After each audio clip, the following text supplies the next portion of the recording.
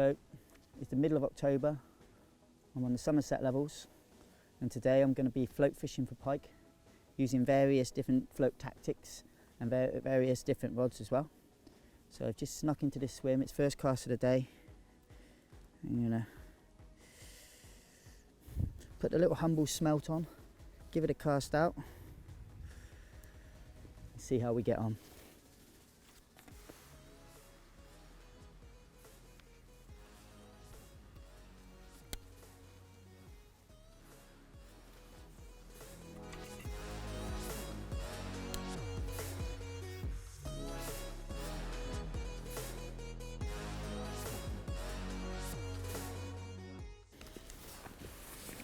I've been in this swim for about half an hour now.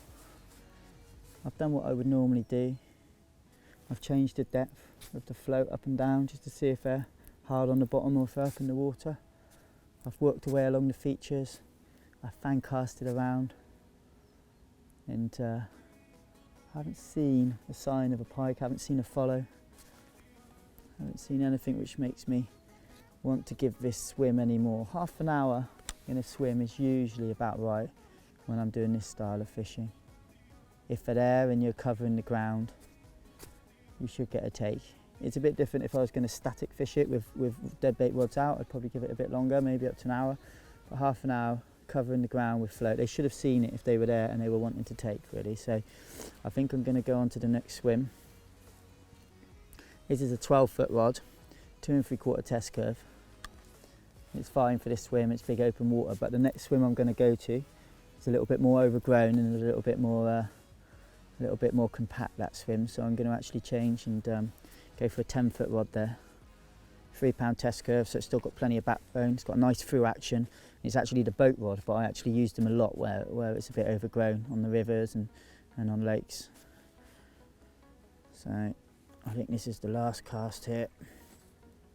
Yeah. Always check the bait, see if there's any slash marks or bite marks down it. There's nothing on there. I think I'll go to the next swim. I've already had a quick look round, and there was a lot of rudd topping in the other swim, so I'm probably going to put a dead rudd on and go and kind of match the hatch really, and see if I can get one. They've got a lot more flash, a lot more silver to them as you bring a silver coarse fish back through the water. So see if we can get a pike in the next swim.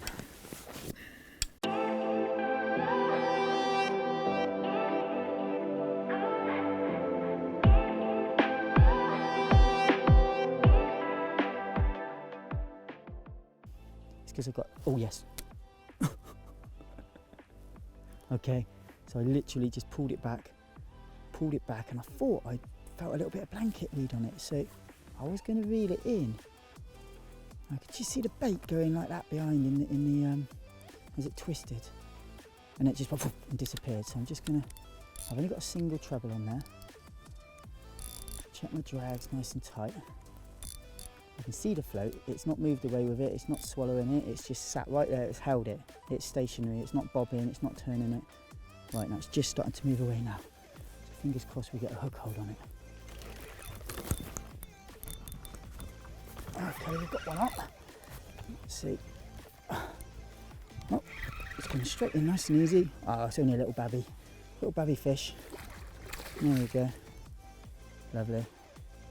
There we go, just hooked in the sides of the mouth.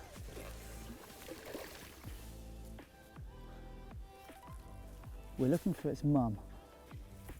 Okay. Now I'm going to chin that one there just because the treble is out of its mouth a little bit. So always keep my forceps there.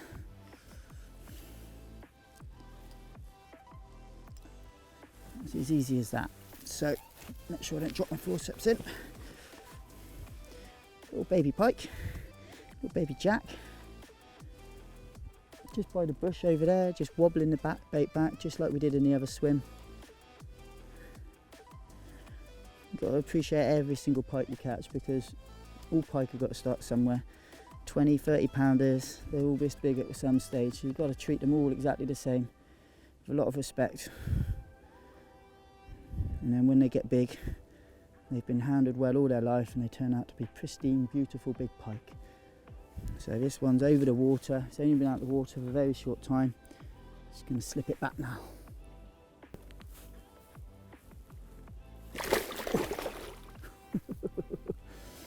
Well, that one definitely wanted to go back. Let's see if we can find its mum. So we got a nice bit of breeze, which is good because it's just giving the float a little bit of movement as it moves towards that sunken branch. We've had a little jack. It's always good not to blank, so that's good. And we'll just give it a few little pulls.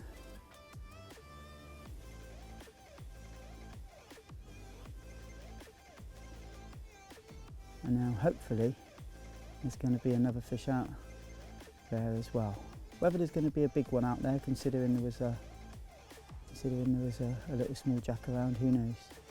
But the you know, we've got low trees here. It's really lots of undergrowth you have to get through to get to this swim as well. So in these circumstances, I use a smaller rod. So I use they're the new Fox Rage Predator rods, and they're the elite boat rods. So they're 10-foot 3-pound test curve, so they've got more than an ample backbone, it being 3-pound test curve. They're short, they've got a really nice through action. Obviously they're designed for boat work, and they're what I would use on the boat when I'm dead baiting. However, I do lots of river fishing with dead baits and live baits, and they are absolutely perfect. You know, I quite often go with people with 12-foot rods when I'm going for, you know, open rivers are fine, but when there's a lot of undergrowth, it can be really hard taking a 12-foot rod, and just being a couple of foot less just means I can get into places they can't. It's just a lot more compact. Oh, I saw something then.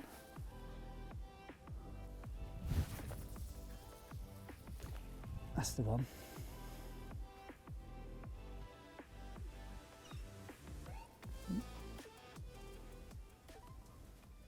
So it's very weedy out on the left hand side here. In this swim there really is just one small area down this right hand side where it's clear, where you can actually work a float back. So I've worked it back down there. It did one little jack. I don't feel there's a bigger fish here because it was only one little jack, and the big female we're looking for, probably that little jack wouldn't be living in the same place she would be. So I think we've had matched a hatch, so we're just wobbling rud through the swim, and I think what we'll do is we'll go back to that swim where we were first of all putting the smelt through. We'll have a go with a rud instead, and we'll have a little go around there and see if, you never know, see if there's another pike which is willing to take from that swim.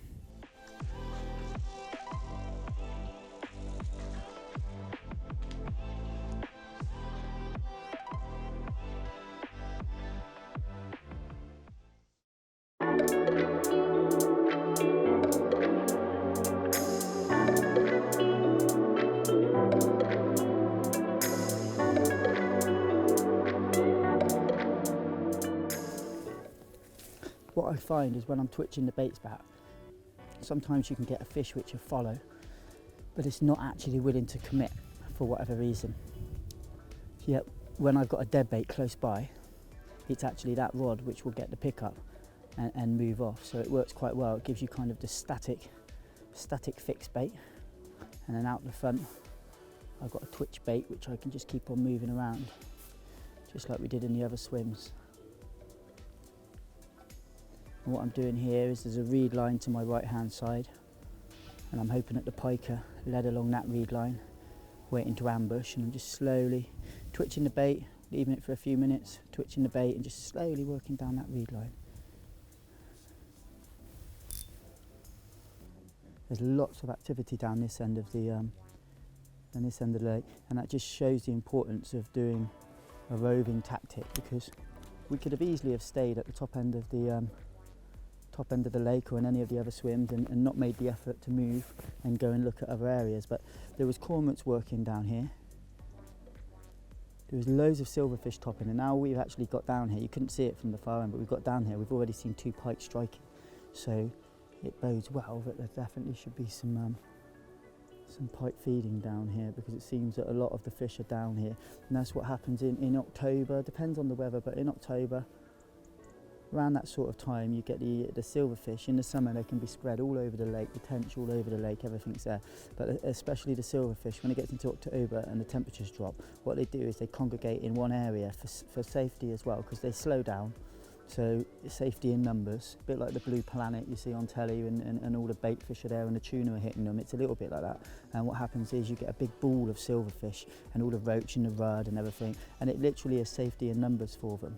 And they tend to get in one area of a river or a lake, or even canal sections as well. And if you can find them, find those sections and find out where those bait fish are in the winter. You know, sometimes the sport can be quite prolific if you can. And quite often, year on year, they will go to the same place as well. So if you've got a stretch of river which is 6, 7 foot all over, they nearly always go to deeper water. And quite often they like drop-offs in reservoirs and things as well. And they like to get at the base of them as well. If you can find them, then year on year, oh, the dead bait, there we go, we've got the dead smelt. So that's the smelt gone again. They don't want the natural rod.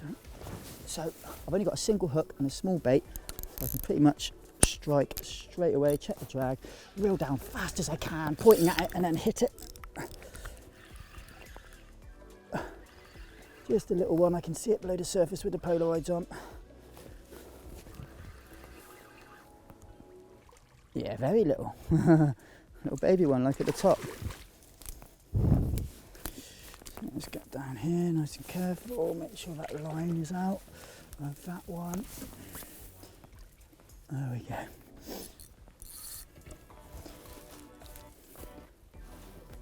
So I'm not going to net it. Whoa! I'm not going to net it because I can see the hook is just hanging outside of its mouth. If you aren't experienced with pike handling, it's easier to always net them, as it can be dangerous. But what they can do is they can spin in the net. So I'm just going to pick it up like that, and you can see that hook there. That can tangle in the net, it can spin round, and then it can damage its mouth, so we don't want that. So just going to unhook it over the water. So if it did flip or pull, it's back in the water. Turn it that way, turn it that way.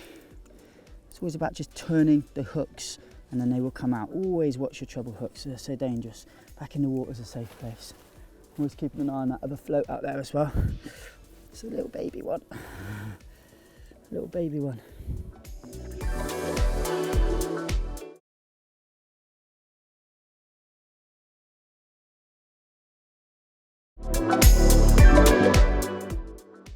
We've had a few small fish from this swim, but it's gone a bit quiet now. There's still plenty of fish activity. I feel like it'll still produce a fish or two. I think we'll come back to this swim and we'll go on to the next one. It's only a small swim, so I'll just take this rod here, and I'll probably just reel the other rod in, I think, and move over there. But I mean, definitely the suspended smelt, you know, that dead bait has outfished the red dead bait massively, which is surprising really, because normally it does pick up the odd bonus fish when you've got a sleeper rod down, but normally it's the one I'm moving, just simply because I'm covering so much water, but not today. So I think I'll reel in the sleeper rod, take this one rod with the net, the unhooking gear and the forceps, and then just see if we can get one out of the next swim. Hopefully a bigger fish.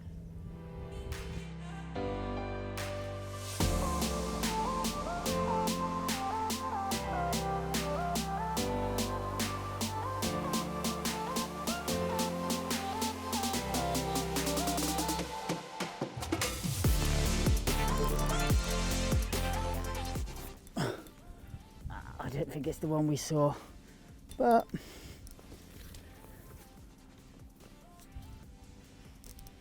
it might be.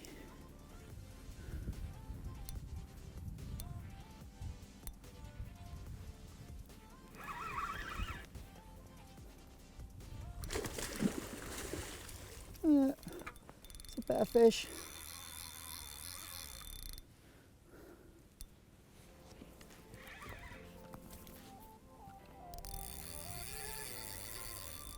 Okay, I've got braid and a strong rod, so I want to get it in quick. But also if it wants to run, it has to run off the drag. There's not a huge amount of stretching braid or quite a stiff rod. Oh yeah, it's a lovely fish.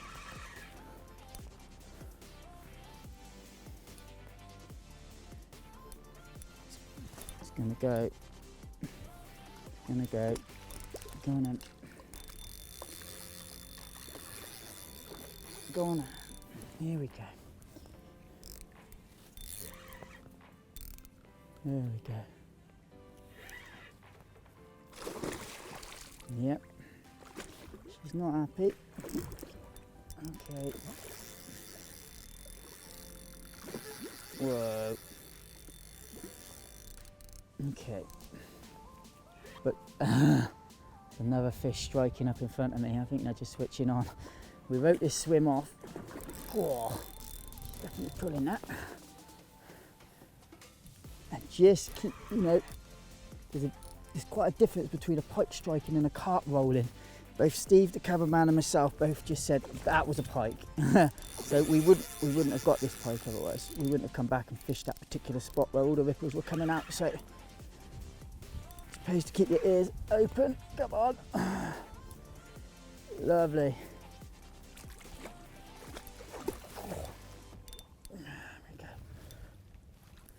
In she comes, she's mine. Lovely.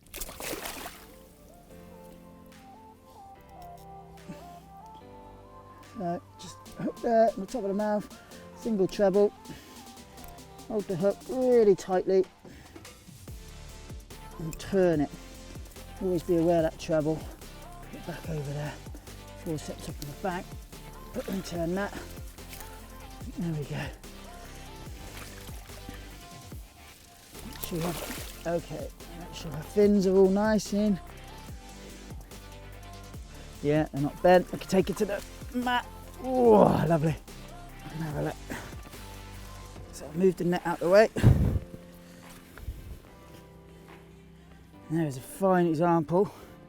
Whoa, whoa, whoa, whoa, whoa, whoa, whoa. So always over the net. Hold her back up again. There we go. Always over the mat even. There's a fine example of Somerset Levels pike.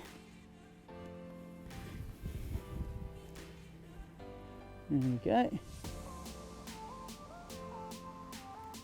16.8. Lovely. Not all about weights. But hopefully if I see her again, I can see how she's getting on. And who's this? I don't think you're... Welcome to the Somerset Levels. So putting her back, I'm going to keep her in a sling and make sure that her fins are all tucked away, just like you would a carp. No different. Fish care needs to be the same. Welcome to my little friend, my pike, and we're going to get her straight back. I'm holding her by the wrist of the tail quite firmly. If I put her back and she bolted away, the little ones this morning, it's very, very hard to do. But with these bigger ones, get a really good grip of that tail. And there's no rush, you know. Sometimes you can spend a whole season trying to catch a pike like this off the Somerset Levels. So what's the point in rushing, putting her back and damaging her for the future capture and for her health as well. So literally, she's up the right way. I've got a nice firm grip of her tail and I'm in no rush. Literally, if she wants to take 5 minutes, she can take 5 minutes. And just letting her get her gills back together and recover nicely. I can see a few bubbles coming up out of her gills, that's good. She's just done a couple of little kicks in my hand, and you don't want to let them go on the first few kicks, you just want to let them, they need to go away strong, because if they go over on their side or anything like that, they can sometimes find it really hard to right themselves up the right way. So you just want to make sure that they've got enough strength to be back, especially if you're doing it in the river and there's a bit of flow and there's a little weir pool or anywhere like that. You've got to be very, very, very, very careful. The flow can actually turn them over and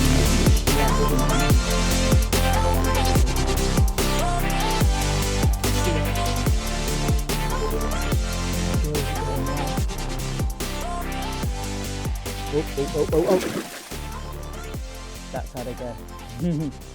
Rested, back perfectly, and absolutely powered away.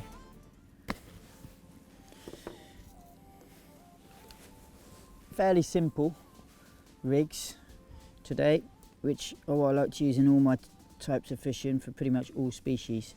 So let's remove that bait from there, or maybe we could start with that. So we've got the bait there, small little roach there, and all I was doing today, you can do one of two things. You can hook them through the tail like that if you're going to be ledgering for them, but what I did today is I had them suspended, so I want to be able to cast them out a bit and let them trot. So there was a bit of chop on the water today, and if I have it like that, it looks a lot better as it's moving in the current than if it was on its nose like that. And what I do is I put a little bait flag on there as well, so we sell those, and literally just nick that through there behind the barb, and then that means it's going to withstand a good few casts, and they pretty much stay on all the time as well. So that went on to one of our ready-made traces, and we've just got one of our quick links on there, which is fantastic because literally they will never ever come off, but they come off very, very easily with our hands, but they won't come off from a fish. So you just literally twist them on, and then there it goes. That comes up to the up trace. Now the up trace is really important. You can't see it on this one actually, but the other rod I've got down there, one of the pike actually came up and it hit the dead bait at the same time. It caught its teeth on the float.